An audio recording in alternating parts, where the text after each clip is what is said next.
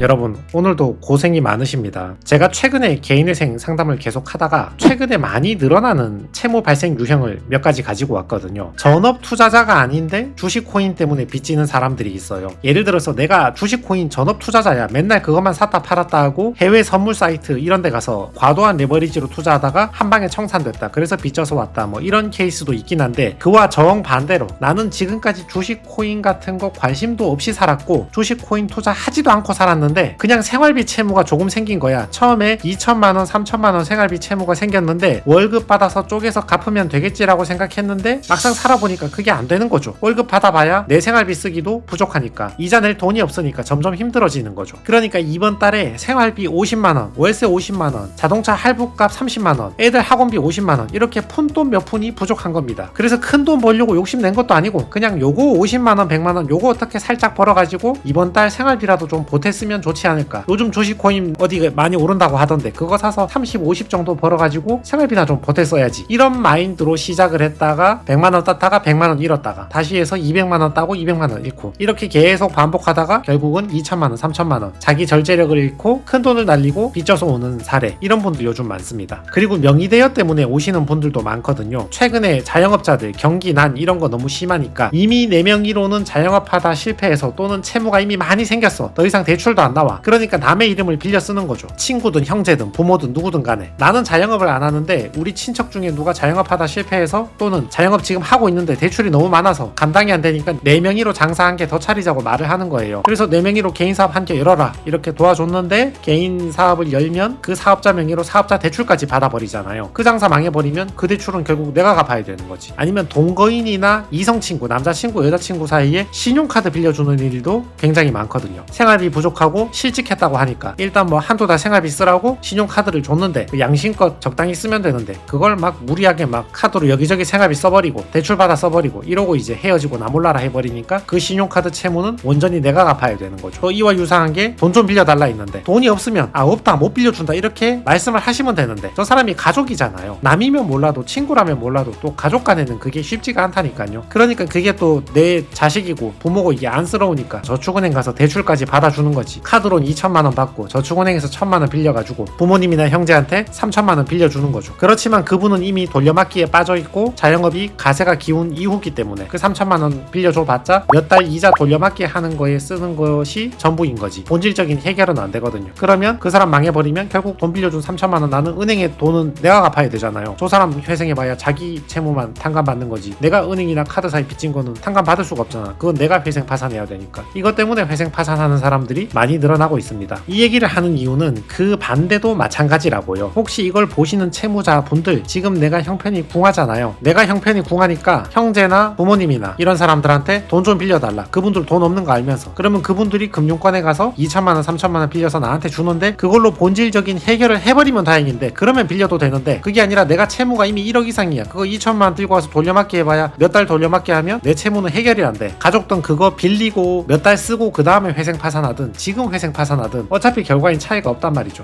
역시 가족들한테 돈 빌리기 전에는 신중을 기해야 된다, 뭐 이런 얘기입니다. 자, 변제금 납부 문제인데요. 일단 공식 한번 보세요. 내가 200만원 벌면 나 혼자 싱글이다 미혼이다 한 달에 145만원 빼고 55만원 변제하면 되죠. 300만원 벌면 145 빼면 나는 한 달에 155를 변제하는 거죠. 소득이 많으면 변제금을 많이 내는 거죠. 소득에 비례하는 거니까. 근데 내 밑에 자녀가 있으면 300 빼기 240 하면 나는 한 달에 60만원 내면 되는 거죠. 예를 들어서 부모 있고 자녀 2명 있습니다. 아버지가 개인회생을 한다고 가정을 했을 때 내 월급이 400만원이니까 나하고 배우자하고 자녀 2명 4인 생계비 360만원 빼고 40만원만 내면 되겠지라고 생각하시지만 법원은 이렇게 해주지 않습니다. 왜냐하면 배우자도 성인이고 일할 능력이 있다고 보니까, 실제로 일을 하든 말든 간에 일할 능력이 있다고 보니까 자녀가 2명이면 한 명은 아버지가 키우고 한 명은 어머니가 키우면 되겠네. 400 빼기 나하고 자녀 2인 생계비 240만원만 빼라. 400 빼기 240은 한 달에 160을 내라. 이렇게 되는 경우가 더 많습니다. 이게 법원의 처리 원칙입니다. 근데 심지어는 내 배우자가 나보다 돈을 많이 벌어. 한두 푼 많이 버는 게 아니라 내 소득보다 150% 이상, 1.5배 이상, 예를 들면 2배 이상 많이 번다. 그러면 그 자녀 한 명도 인정을 안 해주고 400 빼기 145만원 1인 생계비만 빼라. 이렇게 해서 한 달에 255만원을 변제해야 되는 경우도 있거든요. 이렇게 설명을 드리면 채무자께서 그런 말씀을 많이 하세요.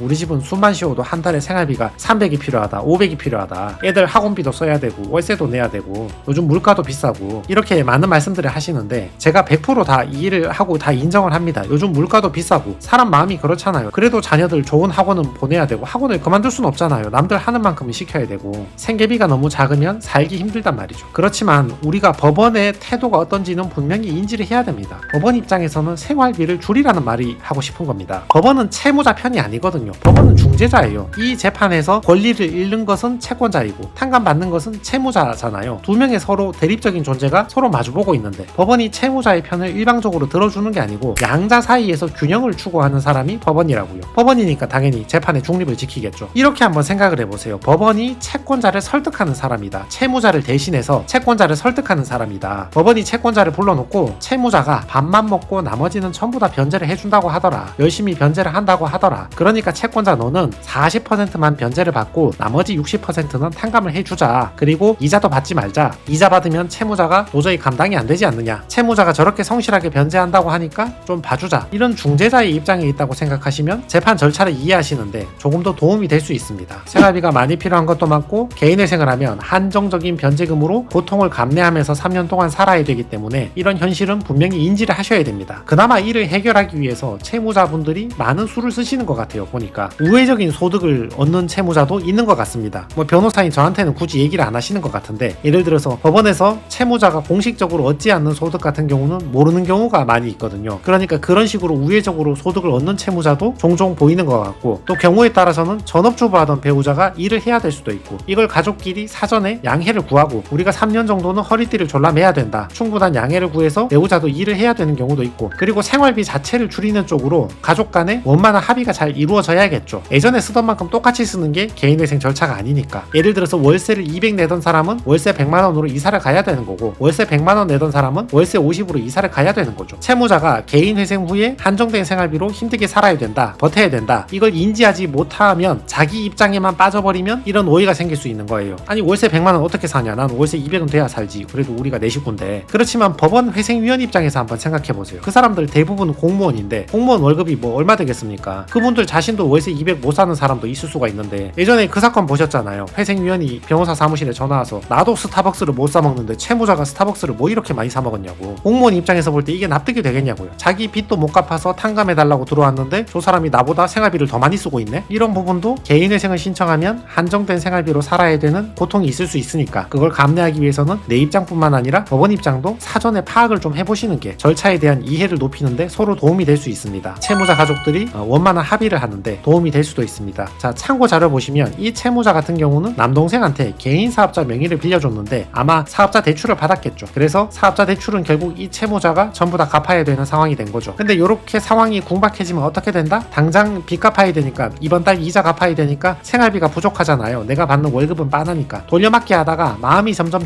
절박해진다고요. 이번 달 50만원, 이번 달 100만원이 아쉬워진다고. 하필 이런 타이밍에 직장 동료가 와서 코인으로 돈 벌었다, 주식으로 돈 벌었다 이렇게 바람을 넣는다거나 무슨 리딩방 이런 데서 문자 와서 소액 투자 고수익 보장 이런 문자 받아가지고 이거 주식 코인 하면 돈 좀 벌 수 있겠는데 이런 경위로 발이 빠져가지고 3천만원, 4천만원 1억씩 탕진하는 분들도 많이 있단 말이죠. 절박할 때 주의를 좀 해보셔야 됩니다. 자, 보세요. 법원에서 얘기를 하잖아요. 개인회생 절차에서 인정되는 생계비는 채무자가 그동안 유지했던 소비 수준을 억제하고 보다 검소하고 절제된 생활을 할 필요가 있다는 취지를 바탕으로 정하고 있으니까 한마디로 예전 쓰던 것보다 생활비를 줄여야 통과시켜주는 것이니까 가용소득을 상향하거나 생활비 줄여서 변제금을 높이거나 변제 기간을 늘리거나 이런 방향으로 검토해 보시기 바랍니다. 채무자 입장에서는 어찌됐건 자기 입장을 먼저 생각하니까 한 달에 300 필요하다, 우리의 학원비 써야 된다, 급하다 뭐 이렇게 생각할 수 있지만 법원의 입장에서는 그게 온도 차이가 좀 날 수 있다. 이걸 미리 좀 이해해 주시는 게 좋을 것 같습니다. 그래서 이분은 한 달에 279만원 버는데 생계비 177을 빼고 한 달에 한 100만원 정도 변제합니다. 36회 변제해서 3,600 변제하는 걸로 개시결정 받았습니다. 이분이 4인 가정이었거든요. 남편 있고 나 있고 자녀 2명이었는데 원래는 내가 자녀 1명 키우면 되니까 280 빼기 나하고 자녀 합쳐서 2인 생계비 240 빼면 한 달에 40만원만 변제하면 되는 거 아니냐 이렇게 생각할 수 있는데 월 40은 법원이 볼 때 변제금이 너무 작다고 보는 거죠. 그리고 배우자 소득이 500만원 이상이니까 이 채무자 소득하고 차이가 컸어요. 그래서 기존 사례를 볼 때 부양가족 자체를 인정을 안 해주고 1인 생계비만 해라. 그래서 280 빼기 약 140은 140 내라 이렇게 해도 할 말이 없는 상황이었는데 이 재판부에서는 그래도 자녀 0.5명을 넣어주더라고요. 그래서 280 빼기 180은 100만원 이 정도 변제하는 걸로 결정이 나왔으니까 다른 채무자보다는 약간 더 유리한 결과가 나왔습니다. 이게 자기 원금의 28% 변제하고 72% 탕감받고 이자는 100% 전부 탕감받는 겁니다. 아주 최근에 극최근에 코인으로 탕진한 것만 4천만원 이상이었는데 수원법원이었으니까 요거는 전부 다 청산가치에서 제외됐습니다. 전체 채무액 1억 3천 중에서 3,600 변제하고 나머지는 탕감받는 조건입니다. 수원법원인데 12월 23일에 신청해서 3월 19일에 개시결정 났습니다. 신청하고 개시결정까지 이분은 3달 걸렸습니다. 자, 그래서 개인회생을 신청하면 실제로 채무자가 감수해야 되는 부담에 대해서 미리 한번 숙지를 해봅시다.